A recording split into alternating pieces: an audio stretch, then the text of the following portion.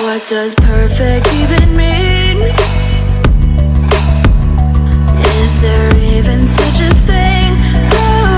Ooh, can we switch up all the rules and imagine a utopia? Darling, I'm just so fed up with these expectations. They keep weighing me down.